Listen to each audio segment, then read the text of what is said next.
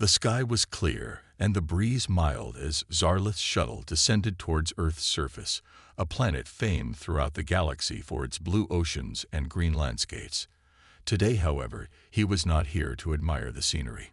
As a proud warrior of the Zeltron race, known for their martial prowess and dominating the lesser civilizations of the Outer Rim, Zarlith's mission was clear: to infiltrate the Terran Military Academy, learn their strategies, and determine if humans posed a threat to Zeltron's supremacy in the galaxy.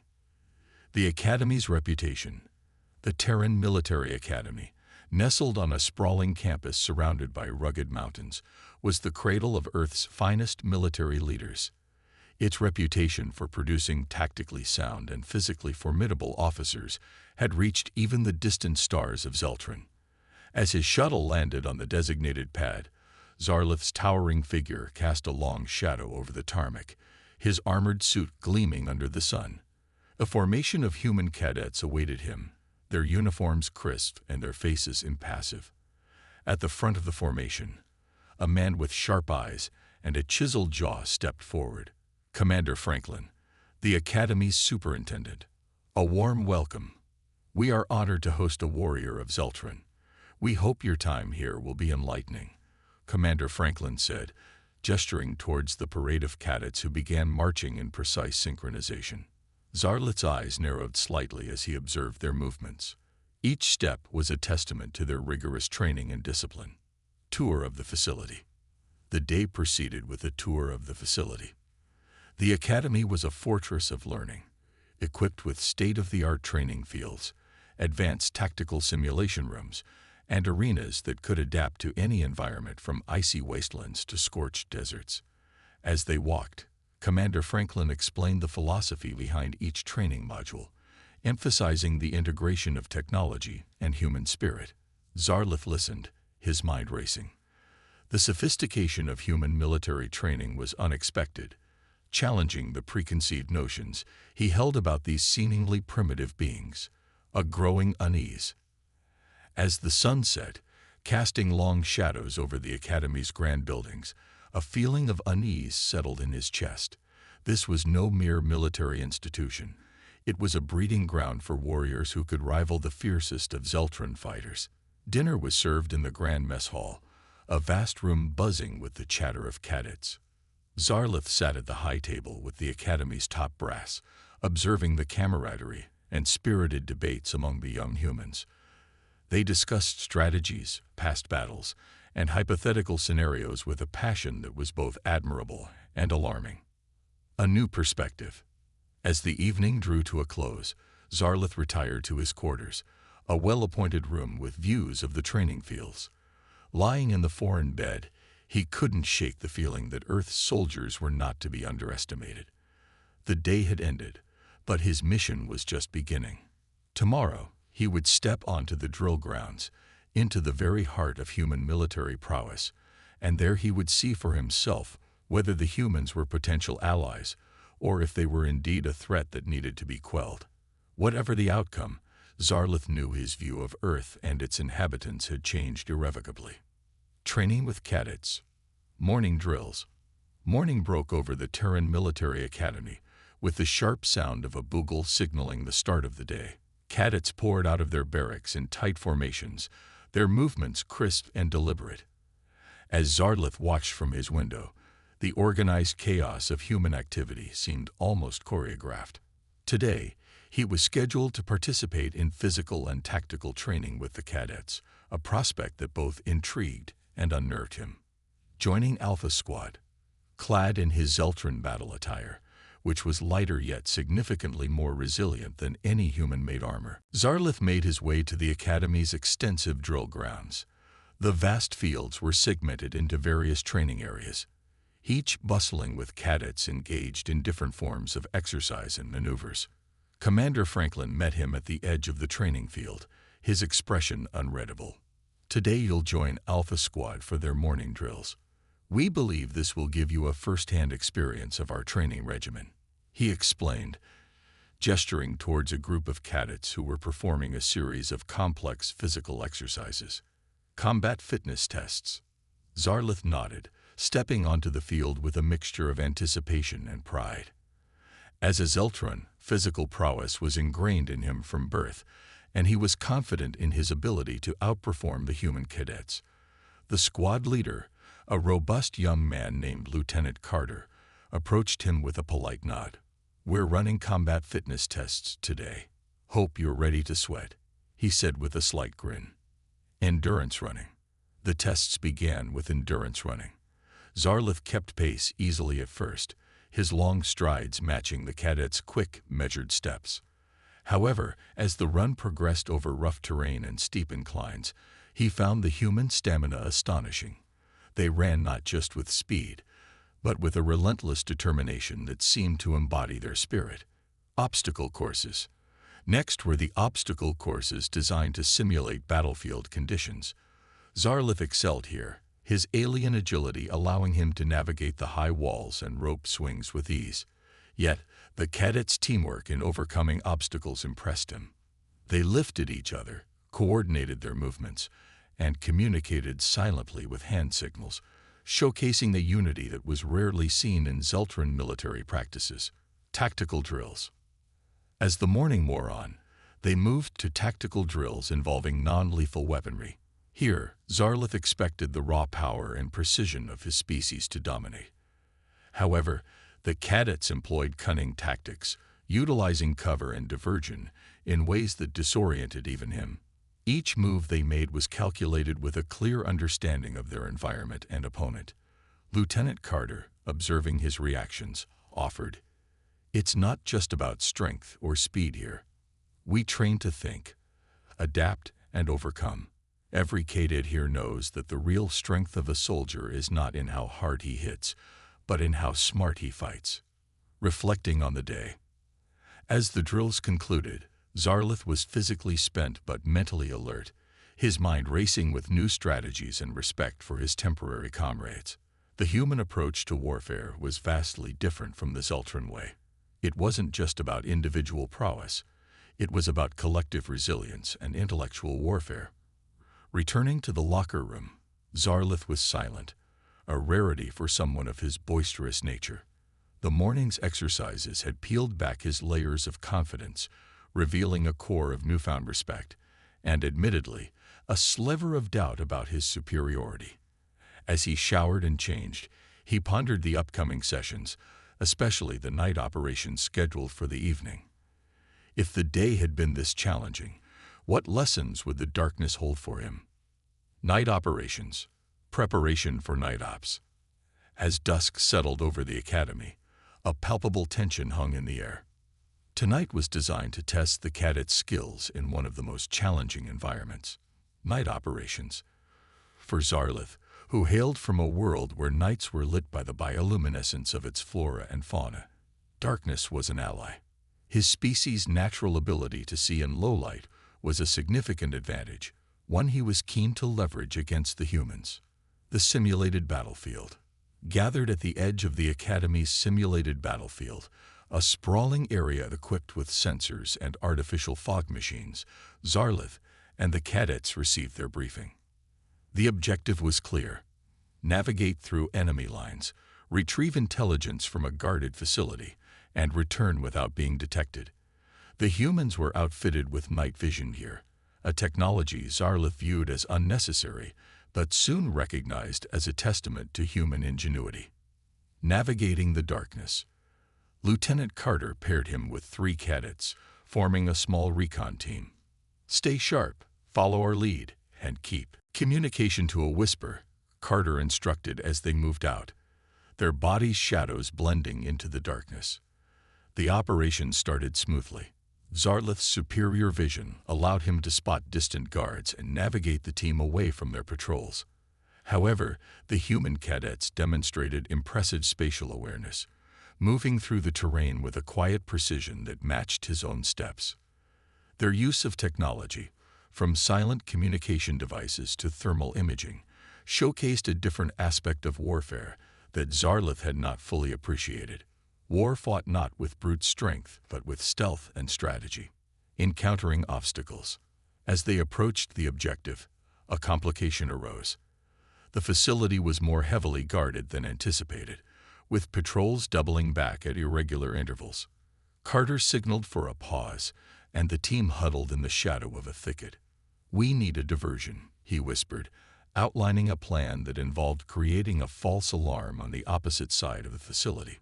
Zarlith watched in silent admiration as two cadets slipped away, moving ghost-like across the field to set up the distraction. Moments later, the sound of a distant explosion sliced through the night, drawing guards away from their posts. The team seized the opportunity, slipping inside the facility with practiced ease, retrieving the intelligence. Inside, they quickly located the intelligence, a set of encrypted data files. As they prepared to extract, however, alarms blared through the facility. They had been detected. "Time to move. Fast," Carter hissed, leading the charge out. What followed was a frenetic escape, sprinting through dimly lit corridors and dodging incoming security teams.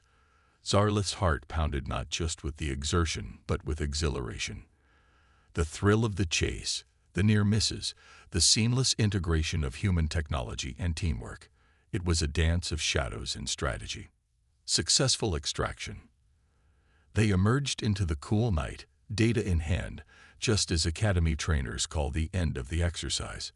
Breathing heavily, the team members exchanged looks of relief and triumph. Lieutenant Carter clapped Zarlith on the back, a grin visible even in the low light. "Not bad for your first night up." As they walked back to debrief, Zarlith reflected on the evening's lessons. The humans had shown him that their strength lay in their adaptability and collective effort, qualities that were formidable in the silent, strategic ballet of night warfare. Historical simulations. A change of pace. The following day brought a change of pace for Zarlith as he entered the simulation room, one of the most advanced facilities at the Terran Military Academy. This room was renowned for its ability to recreate any battlefield scenario, from historical Earth conflicts to hypothetical future engagements. Today, Zarlith was to be thrust into some of humanity's most pivotal battles, a prospect that both intrigued and unsettled him. The Battle of Thermopylae. Commander Franklin accompanied him to the simulation chamber, a large dome equipped with holographic projectors and sensory output devices. "We use these simulations to teach strategy and history," explained Franklin. "You'll experience firsthand the battles that have defined human warfare." The session began with a reenactment of the Battle of Thermopylae, an ancient clash where a small Greek force held off a vastly larger Persian army. Zarlith, taking the role of a Greek hoplite, was immediately struck by the intensity and ferocity of close-quarter combat. The simulation was brutally realistic. The clang of swords, the shout of warriors, the desperation and fierce pride of the defenders. Though it was centuries removed from modern warfare, the principles of courage, strategy, and sacrifice were timelessly resonant. The Battle of Normandy. As the scenario shifted, Zarlith found himself in the midst of World War II at the Battle of Normandy. Now, he was a soldier storming the beaches under heavy fire, a stark contrast to the ancient warfare he had just experienced. The chaos of artillery, the roar of engines, and the grim determination of the soldiers around him painted a vivid picture of the evolution of human warfare. The use of technology, coordination, and sheer human will against overwhelming odds left Zarlith both impressed and horrified. Future warfare. The next simulation catapulted him further into the future, into a hypothetical conflict involving cyber warfare and autonomous drones in a megacity environment. This scenario was designed to test strategic thinking in a world where technology overshadowed traditional combat. Zarlith struggled with the complexity of electronic warfare, a field where humans had evidently invested much thought and resources. The seamless integration of cyber tactics with ground operations highlighted a new realm of warfare that was alien to him, but crucial for modern human military strategies. Learning from AI. Throughout each simulation, Zarlith was mentored by a virtual intelligence programmed to adapt to his learning curve. The AI analyzed his decisions, suggesting alternative strategies and providing historical context.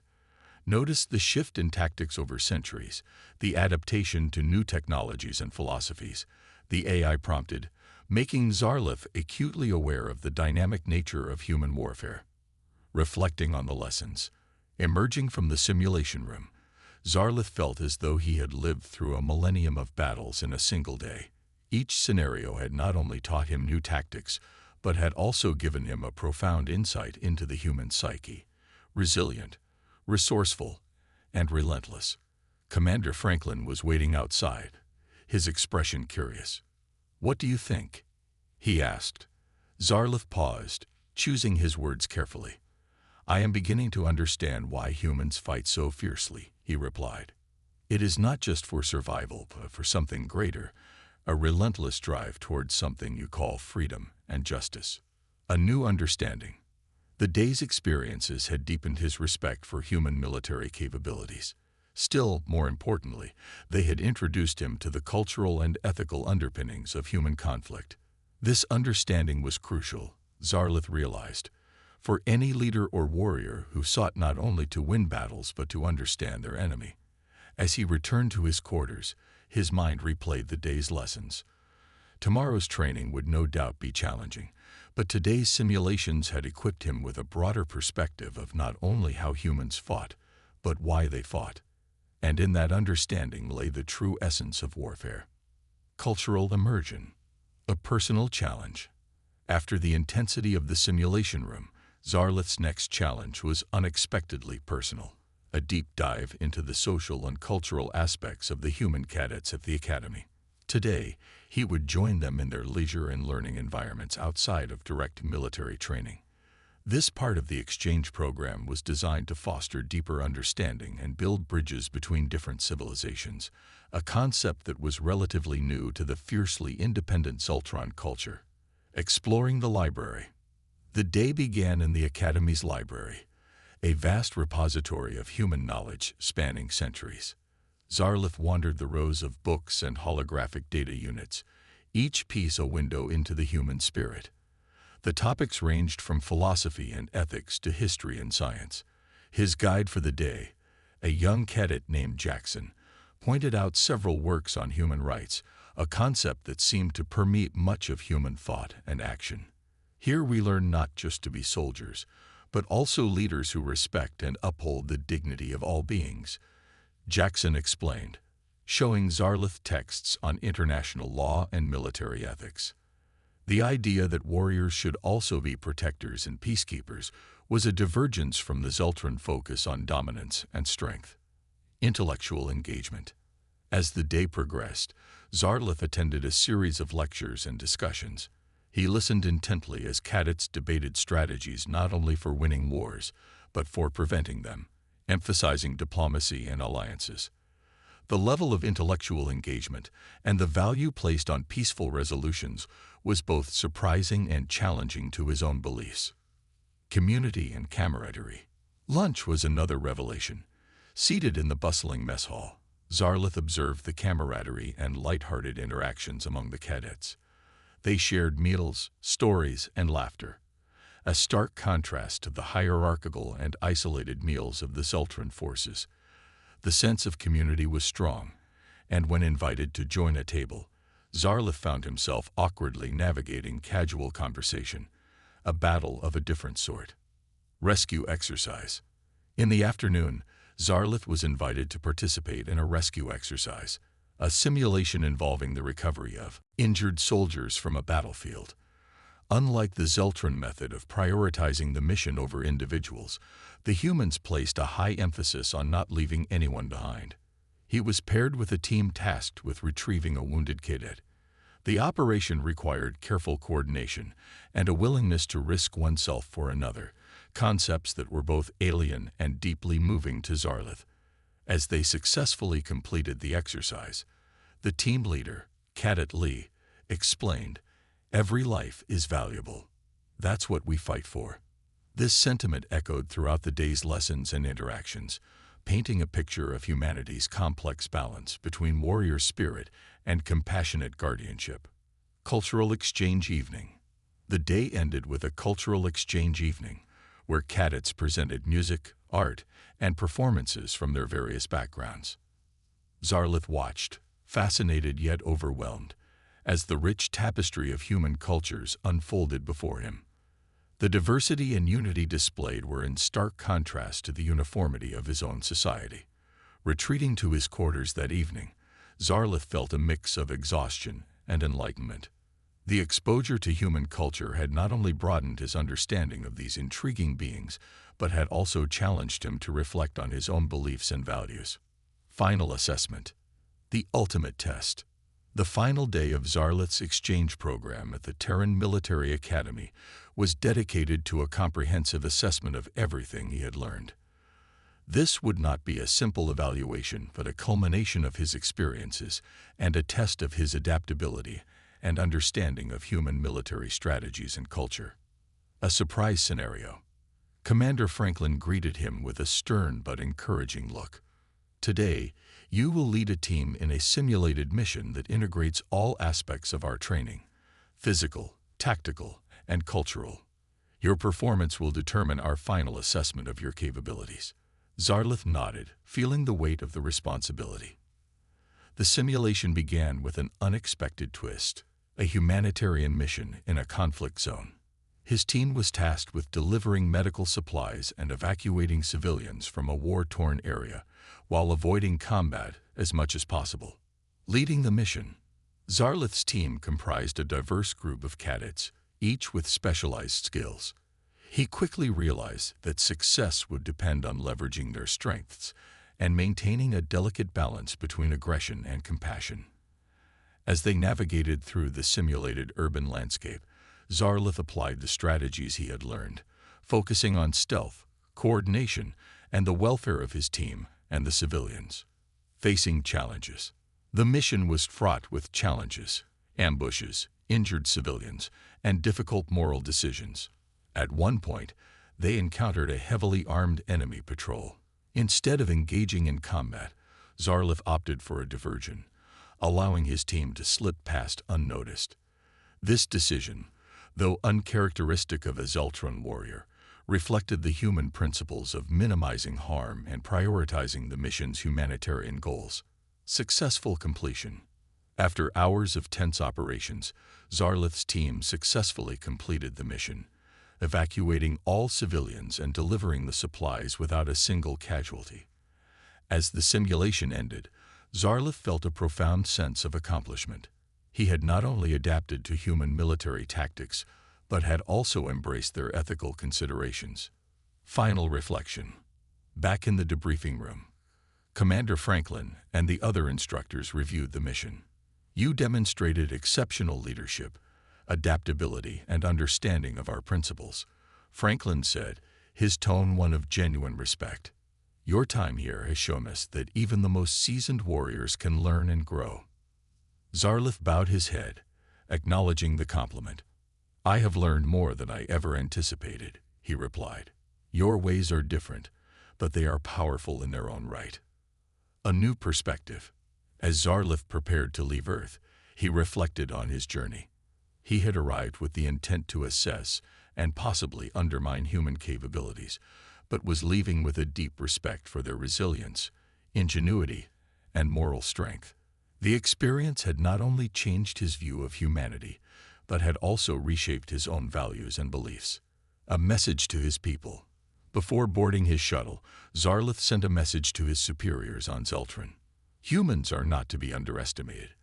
They are formidable, not just in battle, but in their principles and unity. We must approach them not as conquerors, but as equals, if we are to coexist in this galaxy. As the shuttle ascended, leaving the blue planet behind, Zarlith felt a sense of hope for the future. The lessons he had learned on Earth would stay with him, guiding his actions and decisions in the days to come.